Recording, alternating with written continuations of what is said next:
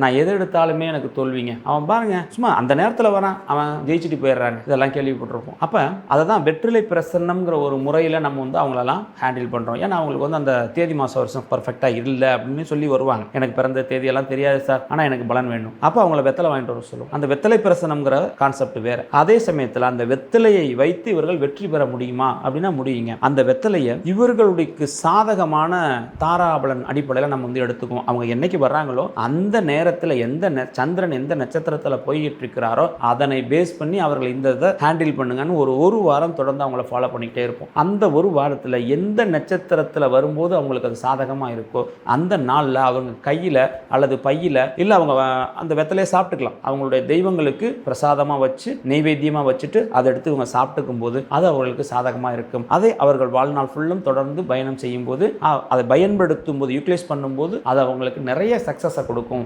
ப்ராஃபிட்டை கொடுக்கும், நிறைய கெயினை கொடுக்கும், பீஸ் ஆஃப் மைண்டை கொடுக்கும். இப்படி எல்லாம் கொடுக்கக்கூடிய ஒரு நிலைங்க. பொதுவாகவே வெத்தலை வந்து பாருங்க சுபகாரியத்துக்கும் வச்சிருப்பாங்க, அசுபகாரியத்துக்கும் வச்சிருப்பாங்க. அதே மாதிரி நமக்கு டைஜஷன் ஆகலை, செரிக்கல, உடனே என்ன பண்ணுவோம், 2 வெத்தலை பாக்க போட்டா செரிச்சு போயிடும். கேள்விப்பட்டிருக்கீங்களா இல்லையா? சின்ன பிள்ளைக்கு ஓமத்திரத்தில் 2 வெத்தலையை கசக்கி சாறு எடுத்து ஊற்றுவாங்க, பார்த்துருக்கீங்களா இல்லையா? அப்போ அந்த வெற்றிலை எந்த அளவுக்கு மருந்தாகவும் வாழ்வில் உயர்வதற்கு வழியாகவும் வெற்றியை தரக்கூடிய ஒரு படியாகவும் அமையும் என்பதில் எந்தவித ஐயப்பாடும் இல்லை.